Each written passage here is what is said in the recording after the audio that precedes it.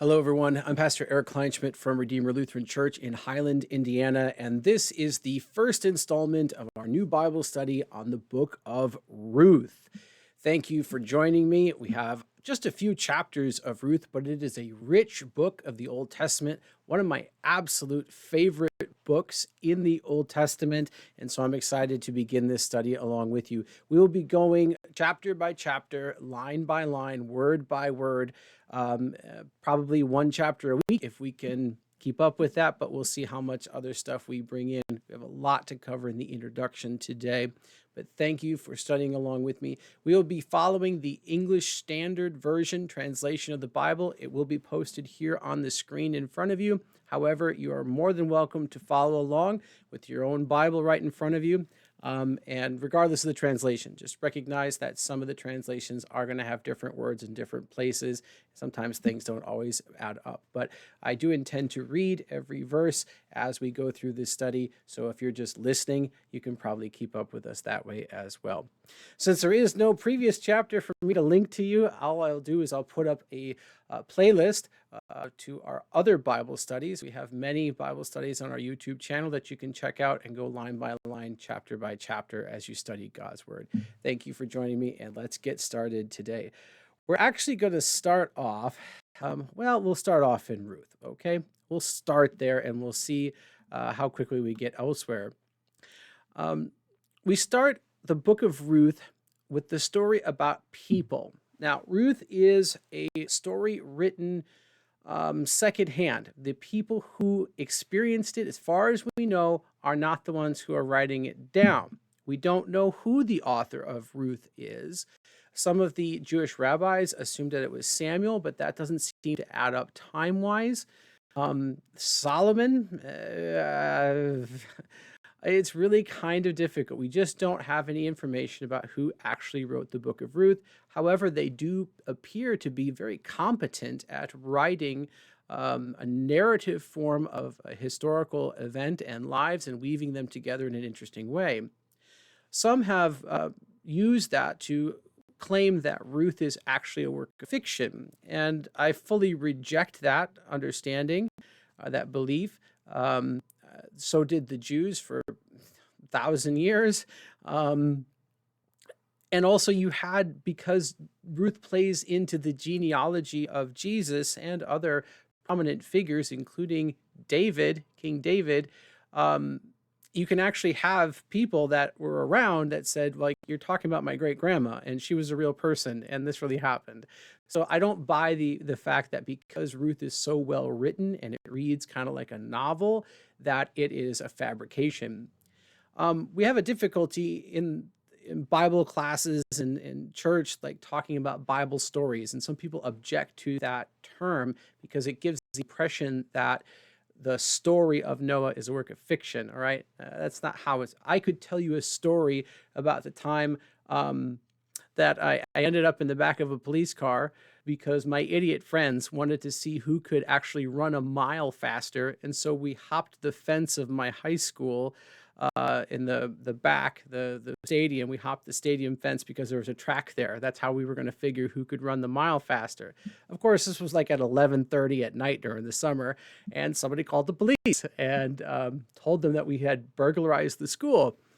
I can tell you that story, and I will not be telling it like this is what Art said to Chad and this is what Chad said to Art. I will be paraphrasing that, but I will tell you what happened. That doesn't make what happened false, not at all. It's a historical event that I would be relating to you in a narrative way. Ruth is that sort of narrative presentation. And so there's artistry in Ruth, but there's also direct quotations because you do have the Holy Spirit involved in the writing of Ruth. So we can believe that what was down actually happened and was actually said. Maybe not the exact verbatim words in every conversation that Ruth had with Boaz and Boaz had with his workers and Naomi had with her kids, but definitely God has assured that what we are reading is a true, accurate reporting of the events, even if they are told in such a way that it leaves out some of the middle stuff, okay? But we are given the important events as they happen, and whoever is writing this down is very familiar with these, knows the feelings that are involved. And so it reads a lot like the way that Luke writes his gospel, in that he interviewed all these people and then he compiled an account of what happened. And we get that in Ruth. But there's also some divine artistry in the book of Ruth as well that makes it truly beautiful and one of the best, incredible pieces of literature anywhere, not just in the ancient world. So I hope you enjoy Ruth as much as I do, and don't ever give in to that idea that it's a fabricated story, or that the Bible, because we call them stories, that they're untrue. No, stories just mean narratives. It doesn't mean fiction, okay? All right, with that out of the way. The very beginning of Ruth tells us that this happened in the days of the judges. This is about 1000 BC, so about 1000 years before Jesus is born. And there is an event, a famine in the land. This is a common motif and event in the Old Testament that afflicts God's people and causes things to happen. All right. So Joseph is sold into slavery in Egypt by his brothers, but his brothers encounter him years later in Egypt because they are there seeking grain because there was a famine in their land. Okay, so this famine is often used by God to move the people he needs to be in a certain place at a certain time to get there. So even the famine is God's agent in this. And that's going to be the case in Ruth as well. For without this famine, everything that happened would never have happened.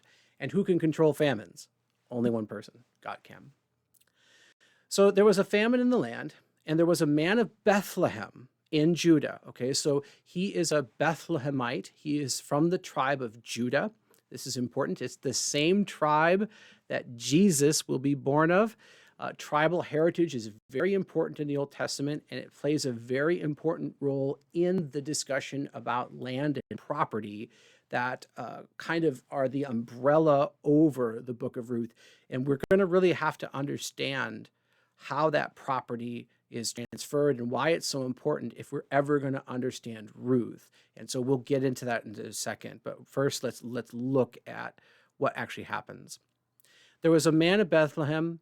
He went to sojourn in the country of Moab. We'll talk about the importance of Moab. Moab is an awful bad place in the Bible, okay? And we'll talk about why that is. But this also plays into why Ruth is so important and why it's so scandalous in the history and genealogy of Jesus that all this happened in Moab. But this man from Bethlehem in Judah goes to Moab, all right? In order to do that, he would have sold his property to a kinsman, somebody of his own tribe. More than likely, that's the ideal, while he went away. Okay, so the land remains his, but he is going off on a long journey to try to make a living. He finds someone, says that, well, I'm going to try and stick it out anyway. He says, okay, well, I'm going to sell the usage of my land to you while I'm gone. And most likely it remained in the tribe because of the importance of the tribal promised land, or the promised lands remaining in tribal hands. Okay. Promised lands remaining in tribal hands, okay? Try to say that one. I'll try. So he sells his property. He goes off to Moab. While he's in Moab, he meets so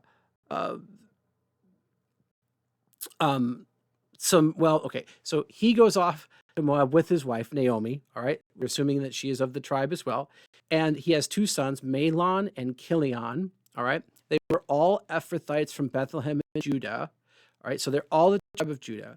They go into the country of Moab, and there they meet another, their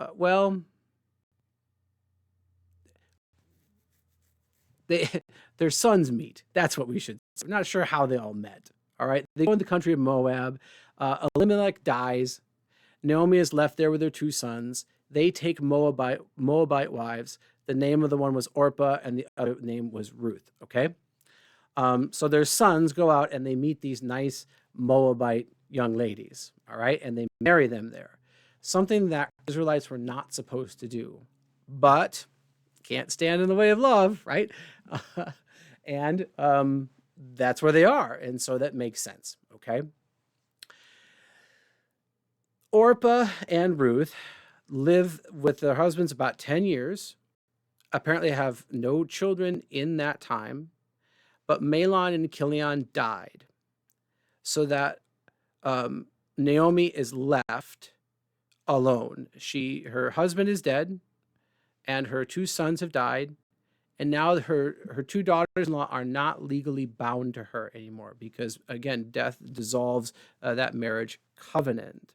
Okay, so they are Naomi cannot bind those daughter-in-laws to her. They are free agents. They should go back to their mother's houses and try to marry again. They are widows. Moab might have had its own laws about how widows were to be treated and how they could remarry and that sort of thing. But they have no legal connection to Naomi at this point. And Naomi is in trouble because in this culture, every woman here is protected and represented by a male, whether that be her husband, whether that be her father, whether that be her brother, or even her son or grandson. In all legal aspects, the women are represented by their closest male relative, okay? And that is just the way it is. Now, that doesn't mean that women didn't have any standing. The property still stays with Naomi, even though Elimelech was dead, okay? So it's still hers, but she can't do anything with it legally. She has no legal representation, okay?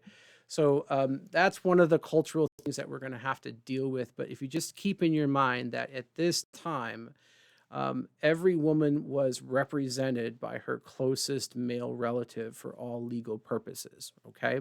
But Naomi doesn't have any of that. Her husband is gone.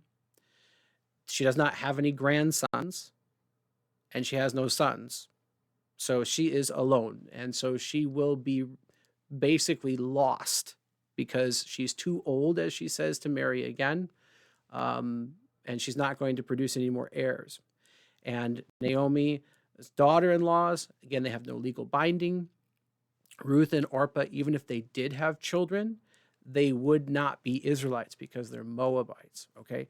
So Naomi is in a perilous place with no one to represent her, and Ruth and Orpah have no legal binding to Naomi, to Israel, to Bethlehem, to Elimelech, to anything, okay?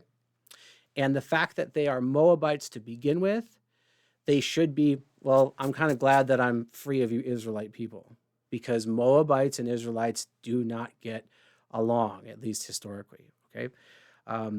So now we need to discuss why that is, and also why the promised land is so important. Let's begin with a discussion about the promised land, okay?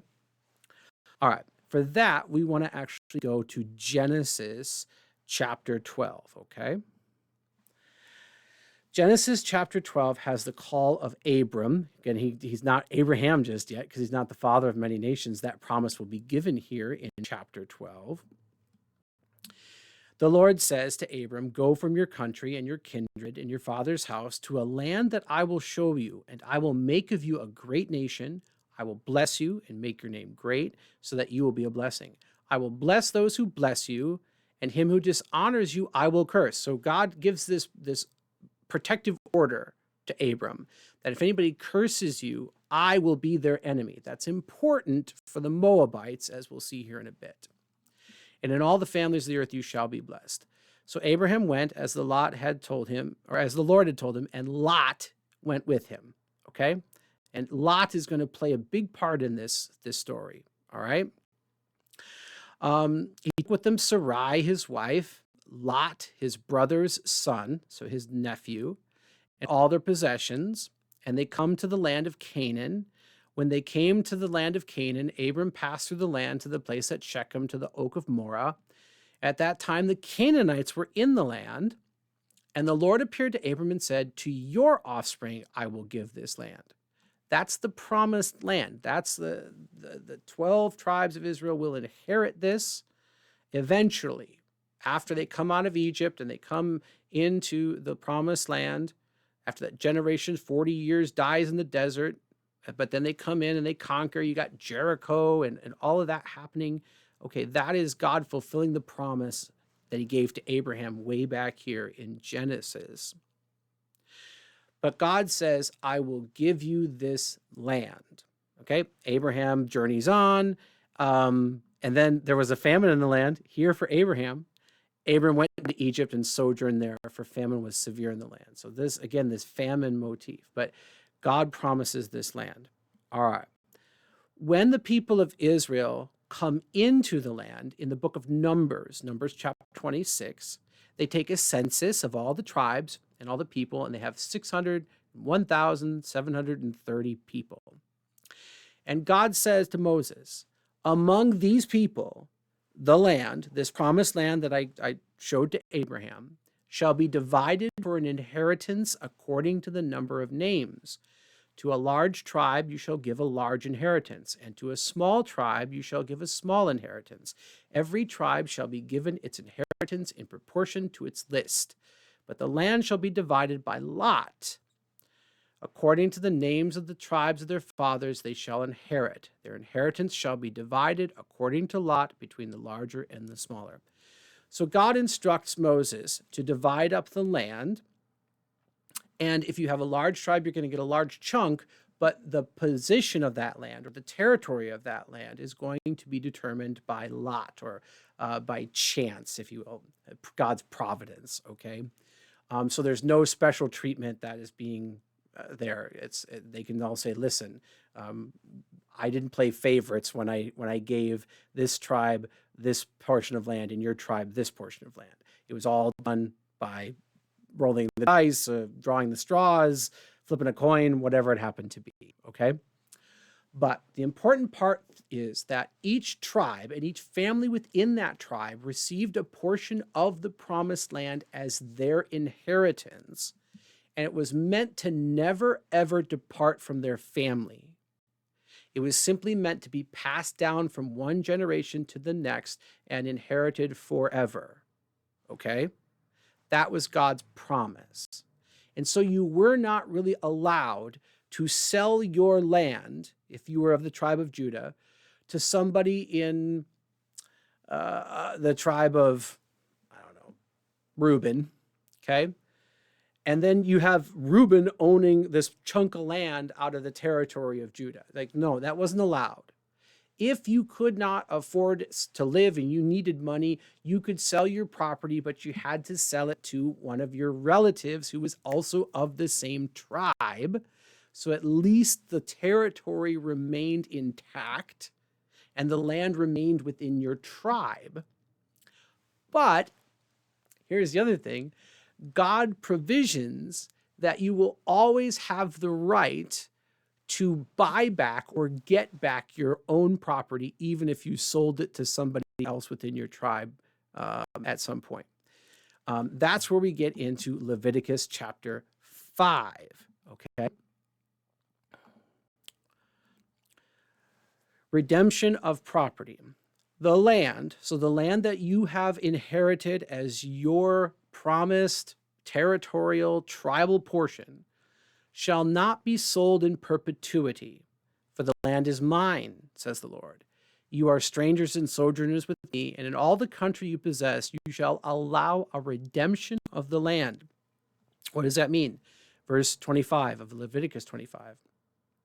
If your brother becomes poor, so if somebody in your own tribe becomes poor and sells part of his property, then his nearest redeemer, okay, redeemer means to buy back, shall come and redeem, buy back what his brother has sold. So his next closest kinsman of the same family and the same tribe has the right and the responsibility to buy his relative's land back from whomever it was sold at the price it was sold for.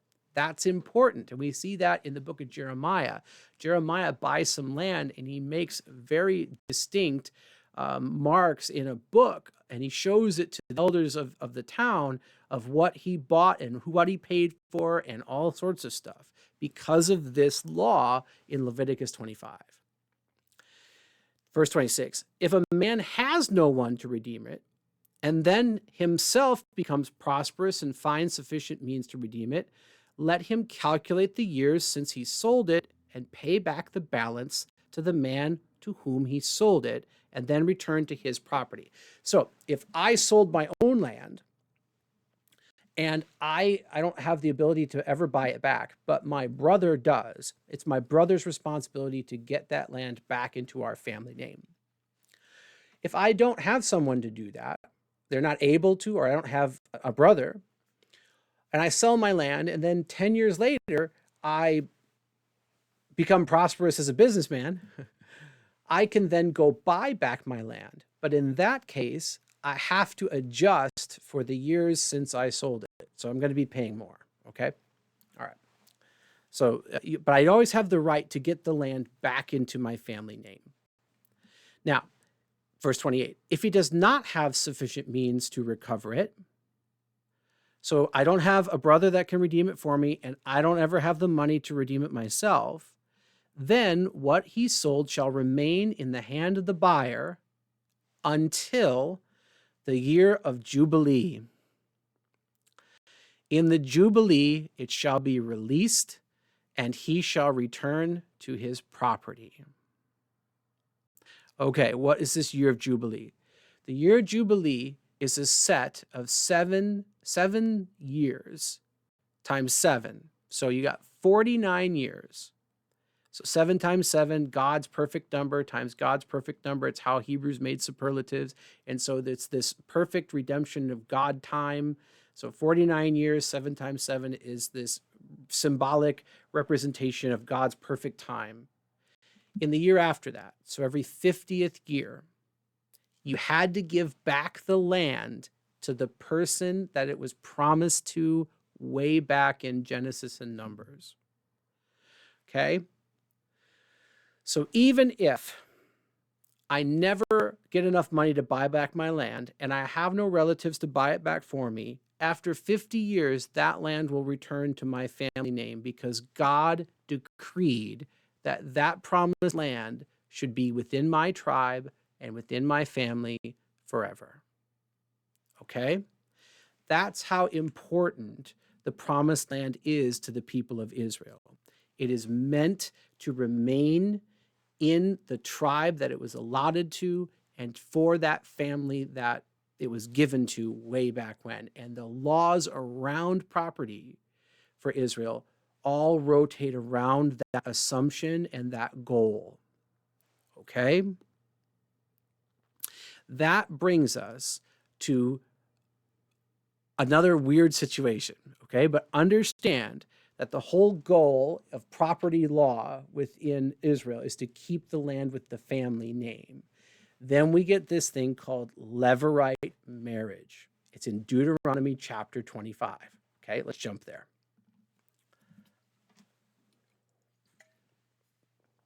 Let's read this and then we'll have the commentary on it. So Deuteronomy 25, verse 5. If brothers dwell together and one of them dies and has no son, so no one to pass the family land on to, the wife of the dead man shall not be married outside the family to a stranger. Okay? She's not free to marry someone outside of her tribe and outside of her family, because then the property that is rightfully hers, even though she has no legal way to deal with it, because again, she needs to be represented by her closest male relative, but the property is hers as the survivor of that family. Her property would then become represented by somebody outside the tribe and outside of the family, which is what we're working to prevent. So if that was the case, she dies, she's a widow, right? She has no heir to pass it on. The closest male relative is to assume a duty that we in today's modern times would find a little bit strange, okay? Let's read. Her husband's brother shall go into her, sleep with her, and take her as his wife, and perform the duty of a husband's brother to her. And the first son whom she bears shall succeed to the name of the dead brother, that his name may not be blotted out from Israel. So, a man is married. They do not have children. He dies. His widow is to be married to the dead man's brother, who is to produce an heir. That son is not the brother's son legally. He is considered, in the legal understanding of Israel, to be the son of the man who died. And his property rights are with him. Everything remains him, even though he's only a half son to the guy that died. I know this is complicated, and I'm trying my best to work through it with you, but just understand this. The whole idea is to try to keep the land within the family and in the tribe. And so Levirate marriage was something that was done when there was a surviving brother. That is not the case with Naomi and Ruth. There is no surviving brother, because if there was, it would have been his responsibility to take over the family name and produce an heir. By Naomi says she's too old, but by Ruth, but Mahlon, Chilion, they were both died. So Levirate marriage does not apply in the book of Ruth. It does not. There's a lot of people who think it does, especially when we get to the confrontation between the Redeemer and Boaz. But Levirate marriage does not apply in this case, because there is no surviving brother of Elimelech or Mahlon and Chilion. Okay? But let's read on. And if the man does not wish to take his brother's wife, then the brother's wife shall go up to the gate of the elders, the court of the day, and say, my husband's brothers refuse to perpetuate his brother's name in Israel. He will not perform the duty of a husband's brother to me. Then the elders of his city shall call him and speak to him. And if he persists, so they're supposed to say, you need to do this. God told you to do this. But if he says, no, I do not wish to take her, then his brother's wife shall go up to him in the presence of the elders and pull his sandal off his foot and spit in his face. The biggest signs of disgrace that you could have in those days. This is it. All right? And she shall answer and say, so shall it be done to the man who does not build up his brother's house. And the name of his house shall be called in Israel, the house of him who had his sandal pulled off, a great disgrace. So God actually establishes that in the case of widowhood, that the deceased man's brother should perpetuate his brother's name by marrying his widow, producing an heir, and then that child would be his brother's son and not his. And if he refuses to do that, he loses his own standing and he is shamed. That's how intently God establishes this idea that the land and property that was promised to Abraham, that was distributed by Lot, by Moses, not Lot the person, but by a drawing of lots by Moses, was meant to remain with each tribe and each family. Okay? Okay. Let's go back to Ruth. So, in the days when the judges ruled, there was a famine in the land. The man of Bethlehem in Judah went to sojourn in the country of Moab, he and his wife and his 2 sons. The name of the man was Elimelech, the name of his wife Naomi. The names of his 2 sons were Mahlon and Chilion. They were Ephrathites from Bethlehem in Judea. Notice that their tribe, their family lineage is put out right here because it's important in the narrative. They went into the country of Moab and remained there. But Elimelech, the husband of Naomi, died, and she was left with her 2 sons. Okay? There's no brother of Elimelech to redeem her. Plus, they're in Moab, so he doesn't even know about this if he did exist. Her sons took Moabite wives. The name of the one was Orpah, and the other name was Ruth. They lived about 10 years, and then both Mahlon and Chilion died, without brothers to redeem them, and they wouldn't be required to marry Ruth or Orpah also because they're Moabites. They had not dwelt in the land of Israel at all. So even by marriage, they were not considered Israelites. If they had gotten there and then moved back, they would have been accepted as Israelites because they were married to Israelites and they dwelled in the land. But because they were in a foreign country, that Israelite status does not apply, right? Okay. I know it's complicated, and it's been fun trying to figure it out, let me tell you. Both Mahlon and Chilion died, so the woman was left out her 2 sons and her husband. Okay, now, what happens? Naomi rises up, she rose with her daughters-in-law to return from the country of Moab, for she had heard in the fields of Moab that the Lord had visited his people and given them food. So she set out from the place where she was with her 2 daughters-in-law, and they went on the way to return to the land of Judah. But Naomi said to her 2 daughters-in-law, who actually aren't her 2 daughters-in-law because they were free from that bond once their husbands died, but for sake of clarity, we're still calling them daughters-in-law. She says, "Go return each of you to her mother's house. May the Lord deal kindly with you, as you have dealt with the dead and with me. The Lord grant that you may find rest, each of you in the house of her husband." Then she kissed them, and they lifted up their voices and wept. Obviously, Naomi loves these 2 young women, and she hopes for the best for them and realizes that they're not Israelites. They're young enough to remarry, and as much as she would like the company, it's better for them to go off and live their lives back in their home country. She gives them that blessing to go. And when she does, she uses the blessing of Israel's God, the true God, the Lord. Yahweh bless you and keep you. Grant that you may find rest. So obviously, she has been talking to these women about her faith. The Moabites were polytheistic. They were apostate from the faith of Israel in most cases. And they have such a dubious history. We should probably get into that. But they have such a dubious history that they were looked down upon.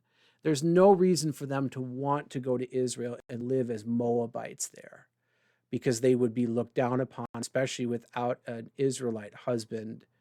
And the fact that they were married to Mahlon and Chilion, but they died, doesn't mean anything, because we're never in Israel. They could just say, well, Mahlon and Chilion were traitors. They went to a foreign country, took foreign wives, and had no intention to come back and make a go of it here. So there's just a lot of prejudice, and it's not undue because of the way that God talked about Moab in the Bible. All right, let's get into Moab. All right, if we're going to understand where Moab comes from and why God dislikes Moab so much and why the Israelites look down on Moab so much, we have to go back to Genesis 19. Okay. Genesis 19 is where Sodom and Gomorrah are destroyed. Abraham's nephew Lot, that we just read about, is living in Sodom, okay? They get him and his wife, who turns to a pillar of salt because she looks back, and their 2 daughters out of the city before it's destroyed. They are the only survivors of that city. Lot and his 2 daughters. So Abraham, looking back on the destruction, verse 27 in Genesis 19, Abraham went early in the morning to the place where he had stood before the Lord, and he looked down toward Sodom and Gomorrah and toward the land of the valley. And he looked, and behold, the smoke of the land went up like the smoke of a furnace. So it was that, when God destroyed the cities of the valley, God remembered Abraham and sent Lot out of the midst of the overthrow when he overthrew the cities in which Lot had lived. Now, TVMA. I don't have that anymore, but it needs to go up here. TVMA. Lot went up out of Zor and lived in the hills with his 2 daughters, for he was afraid to live in Zor. So he lived in a cave with his 2 daughters. And the firstborn said to the younger, "Our father is old, and there is not a man on earth to come in to us after the manner of all the earth." They're like, there's no guys here. We're never going to meet a guy living in this cave. And they actually are saying that there's no man left on earth. They think that like every man was destroyed in Sodom and Gomorrah. And if you remember the story of Sodom, those men weren't interested in the two daughters, by the way. So they're just acting crazy here, all kinds of stuff. They concoct a crazy plan. Come, let us make our father drink wine, and we will lie with him, and that we may preserve offspring from our father. This is incestuous. There is no provision for this anywhere. You might say like the Levirate marriage bordered on incest, but that was a little bit different, and God actually provided a way to keep the land. This is not anything that God had sanctioned or even suggested anywhere. This is their own crazy idea, and it is incest, plain and simple. We may preserve offspring from our father. So they made their father drink wine that night, and the firstborn went in and lay with her father. He did not know when she lay down or when she rose. He was so drunk he didn't even know. The next day, the firstborn said to the younger, behold, I lay last night with my father. Let him drink wine also. And then you go in and lie with him, that we may preserve offspring from our father. So they made their father drink wine that night also, and the younger arose and lay with him. And he did not know when she lay down or when she arose. Thus both the daughters of Lot became pregnant by their father. What a shameful thing. Like the worst of the worst, right? Yeah. This is one of those cases where we're going to see God take something that was absolutely sinful and tragic and terrible and turn it around. The firstborn bore a son and called his name, here you go, Moab. And what does the word Moab actually mean? Well, if you look down here at the footnotes, Moab sounds like the Hebrew word for from father. She doesn't even have the decency to hide the sinful act or try to. She names her sin and gives birth to it. Man, that kid, poor kid. He is the father of the Moabites to this day. The younger also bore a son and called his name Ben-Ami. He is the father of the Ammonites to this day. Both peoples that would harass the Israelites in the future. So they have an incestuous beginning. They're born of sin. Now look what happens in Numbers chapter 22. Israel has been freed from Egypt. They are coming into the promised land. They need to go through these lands in order to get there.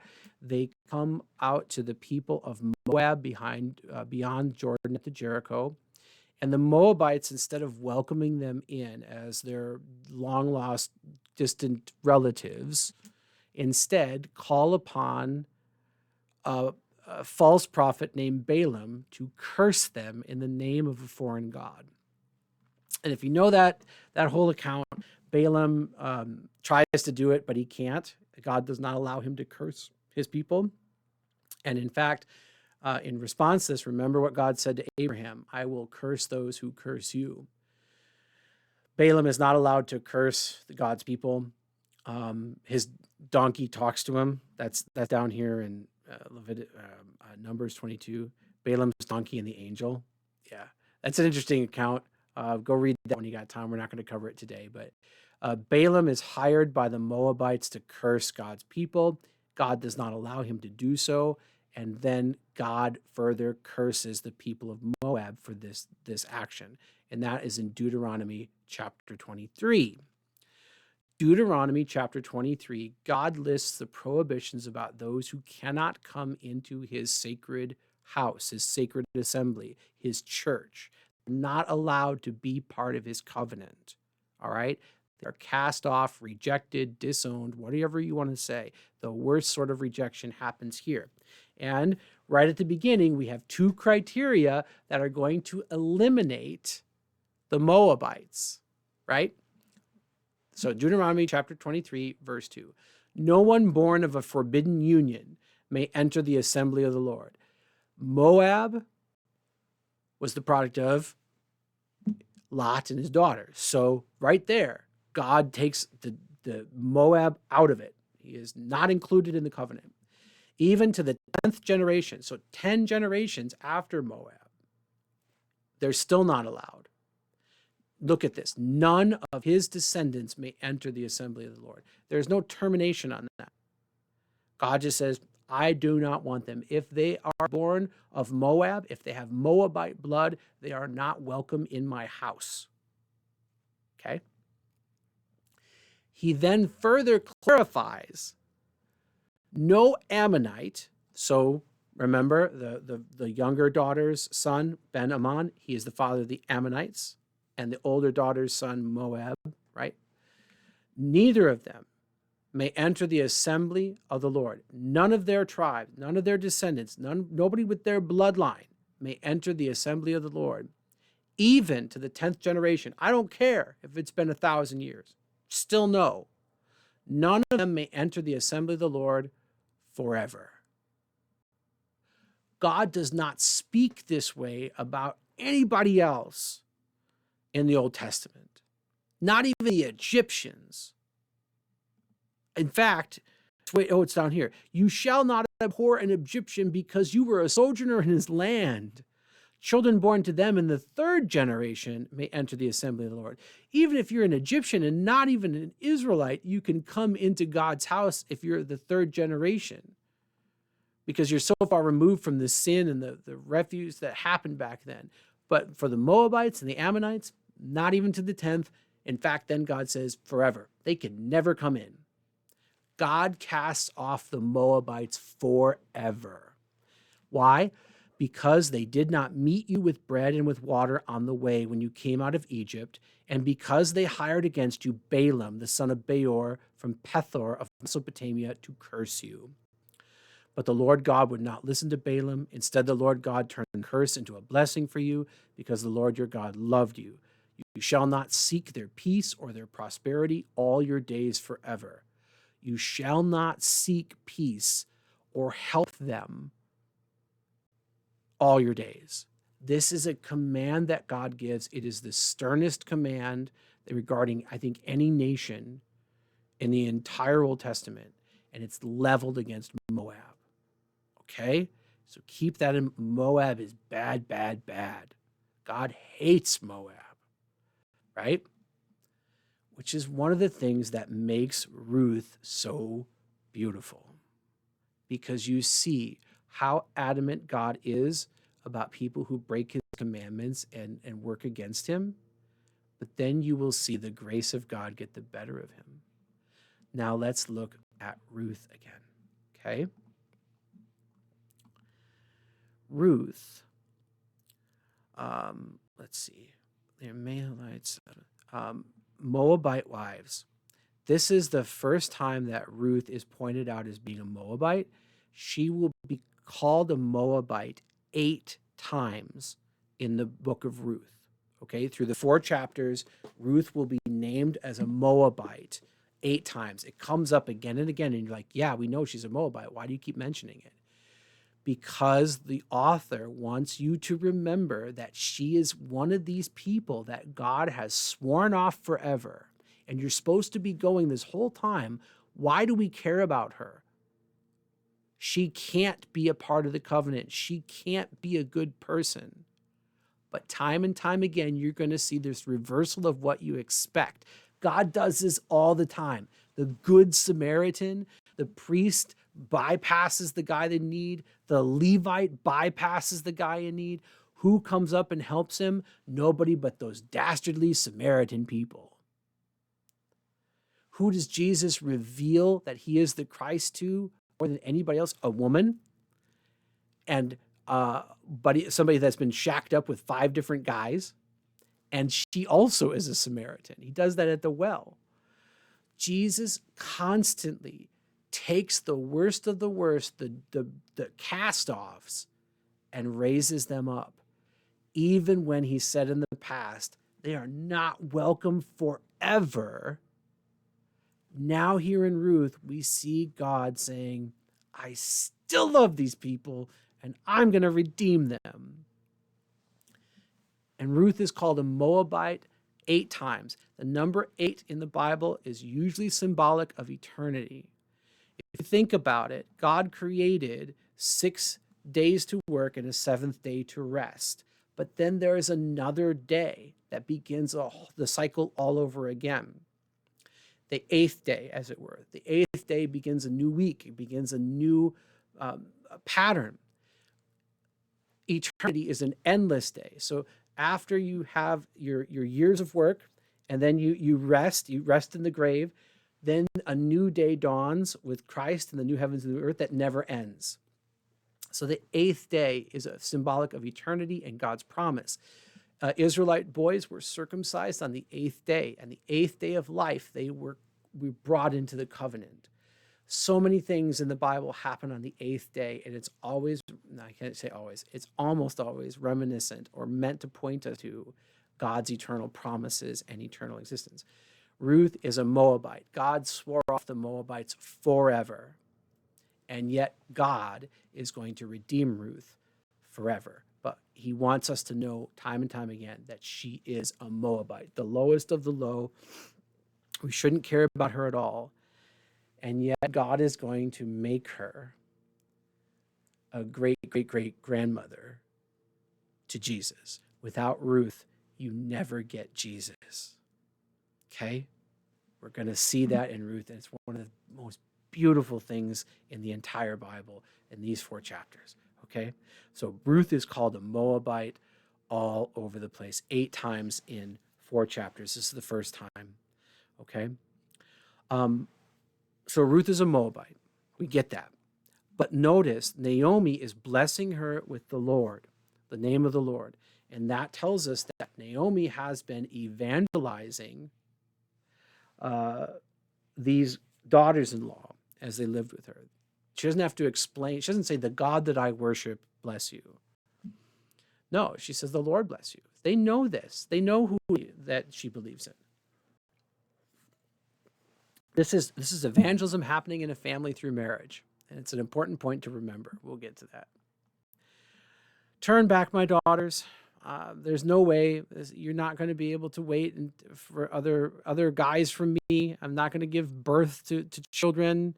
You're not going to find husbands where I'm going because they're going to look at you as Moabites. It's not going to be good. No, my daughters, for it is exceedingly bitter to me for your sake that the hand of the Lord has gone out against me. This is where she'll take on her new name, Mara, when she comes to Bethlehem. She's saying that this is a terrible tragedy. She lost her husband and her sons. Definitely. She's kind of upset. And she says, the hand of the Lord has gone out against me. This is not blaming the Lord unjustly. She's simply acknowledging that bad things happen to people all the time. God could have prevented it, and he didn't. He allowed it for some reason, and I don't understand why, and I'm not too happy about it. But this is not sinful. Being angry, upset at the way things are, is not necessarily sinful. Jesus was angry. We're told in the New Testament, be angry, but do not sin. Okay. Naomi here is upset at what has happened, and she realizes that God, in the end, holds all responsibility for it. But this is not sinful. Because one of the unique things in Ruth is that Ruth does not contain any real proclamation of the law. There is no condemnation of anyone's sin in Ruth. Yes, there are places where we might extrapolate that Orpah went back and worshiped other gods. Okay, but we're not told that here. That the closer Redeemer doesn't redeem Ruth and Naomi. Is that sinful? Well, no, it was just pragmatic. It was allowed under law. There is no condemnation of a sinful action in Ruth. And that's going to be important when Ruth and Boaz meet, because there's always been some suspicion that the two of them kind of fooled around at the threshing floor. We're going to get to there. We get to that chapter, but I do not believe that, because the Bible calls Boaz a righteous man the same way that he calls Joseph a righteous man. And so we have to let the Bible say what it means. We can't read into it our own modern or our own suspicions. We have to take it at its worth. And so if the Bible tells us that Boaz was a just and righteous man, we should operate on that and say, if the question is, did he fool around with Ruth that night? Well, no, he's a just and righteous man. How would a just and righteous man have acted? And you see that as it's displayed in the chapter. And so that's the opinion I take. So that brings us to our remember points that are here for right now. Number one, let the Bible say what it means. Don't read your own kind of interpretation into it and say, well, it says this, but I bet there was. No, like just take it as what it says. And that'll help explain things in a better way. And then two, we just saw it. Evangelism happens best in families. It really does. Here through marriage, we see that Naomi has imparted the faith to Orpah and Ruth. How do we know that? Well, let's look at what Ruth says. Naomi tells them to go back and live their life. They lifted up their voices, wept again. Orpah kissed her mother-in-law. Ruth clung to her, would not let her go. This is a similar language to what the Mary Magdalene does to Jesus after she encounters him in the garden after the resurrection. And Jesus has to say, let go of me. I have things to do. It's a loving, clinging, and loving reaction to say, like, I get it, but I got to go. Ruth clings to her in much the same way that Mary Magdalene clung to Jesus when she thought he was the gardener and then realizes that it's Jesus alive and well. Naomi says, see, your sister-in-law has gone back to her people and to her gods. This is the closest thing we get to an accusation of idolatry. But again, it's not necessarily saying that. It's not a direct condemnation of sin. And it just doesn't occur in Ruth. Ruth is almost all gospel. And it makes it so beautiful. Return after your sister-in-law. But Ruth said, do not urge me to leave you or to return from following you. This is the strongest language she can muster. For where you go, I will go, and where you lodge, I will lodge. And then here, your people shall be my people, and your God my God. Ruth is saying, I don't want to go back to living that way. I would rather be a widow, looked down upon in Israel, worshiping the true God that I've come to know through your witness, than be back amongst my family members back there. Why she says this, I'm not sure. But I think a lot of it has to do with her faith.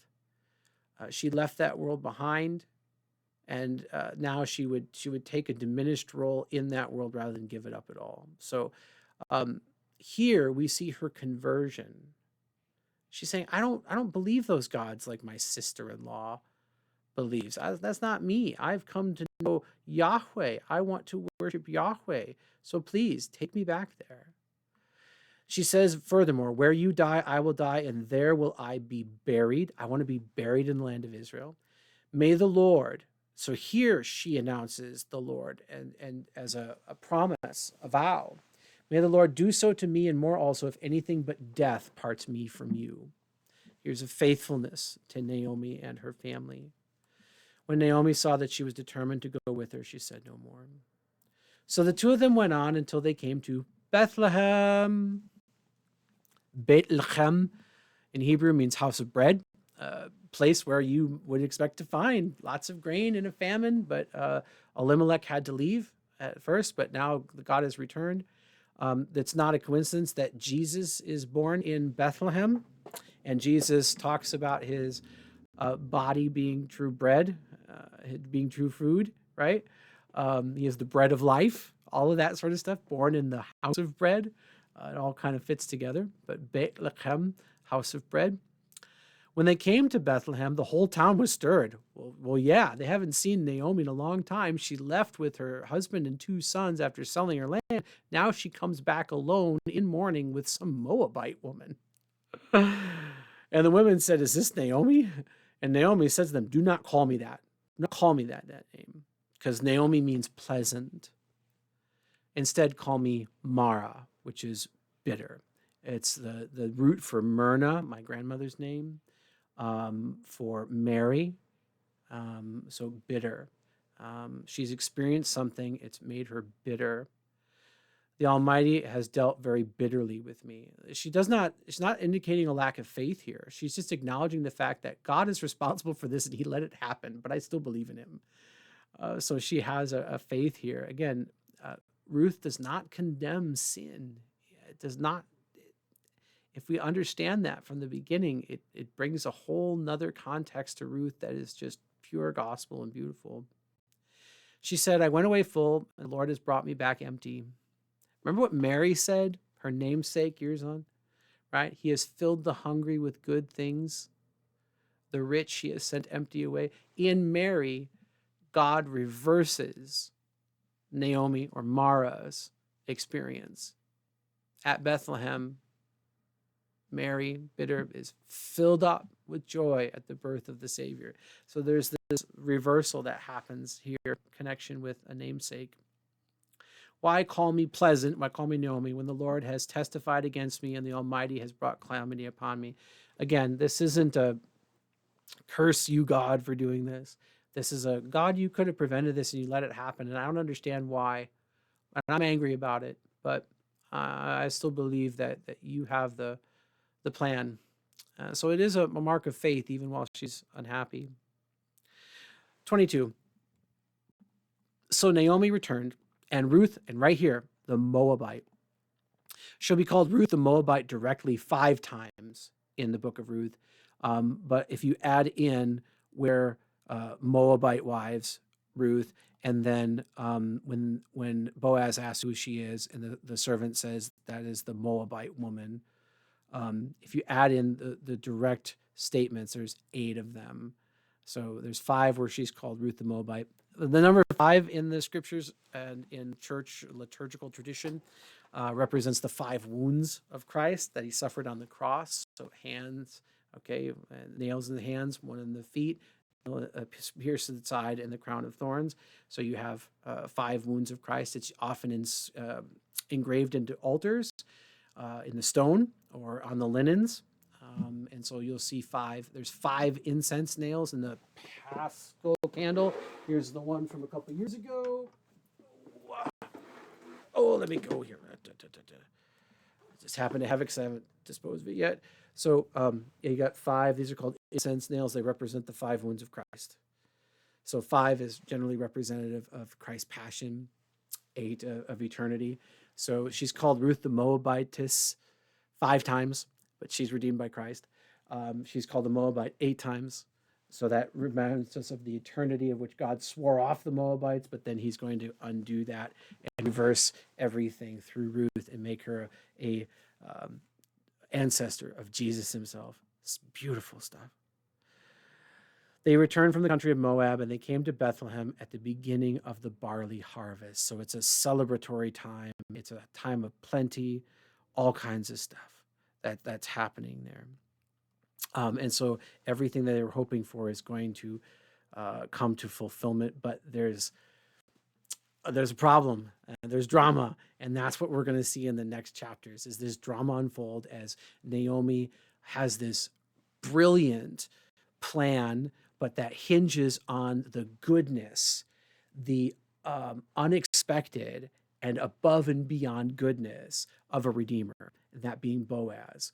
And we're going to talk about all of that as we come to those places where that's discussed.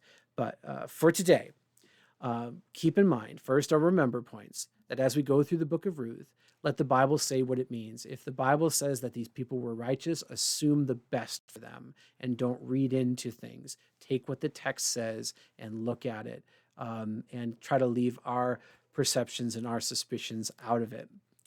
2, evangelism happens in families. There's a ton of people who are in church because they married faithful people. So encourage that amongst your children if they are of marriageable age. Start praying for them now if they're not, that they find somebody that shares their faith or will share their faith, and teach them what the content of that faith is so they don't give it up when they meet somebody with a pretty face, okay? That's the beginning. Remember that God hates Moab because of what they did, what their ancestors did, and he's keeping the covenant that he gave to Abraham to curse those who curse them.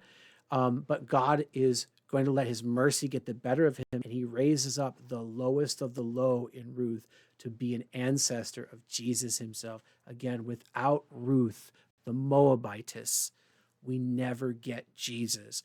Everything hinges on her, and it's beautiful in that way.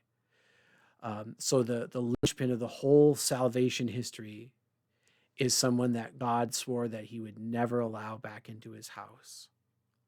So there we see how God really hates sin, but how his forgiveness and mercy get the better of him in Jesus Christ. Such a proclamation of gospel. And also keep in mind as we go through this study, the land must remain with the tribe and with the family. And although women may have those property rights, they have no legal exercise in this culture. And so that's why Boaz is going to become such an important character in this story. Not a story of fiction, a historical narrative, as we hear that this actually happened. There were people who traced their lineage back to these people. So these people existed, these things happened, but the story is told in a very captivating way that is beautiful, artistic, even poetic in places. I hope that has piqued your interest for this shortish study of Ruth, one of my favorite books. Please join me next Wednesday for another chapter, another installment as we trek through Ruth. And God's blessings. I'll see you soon.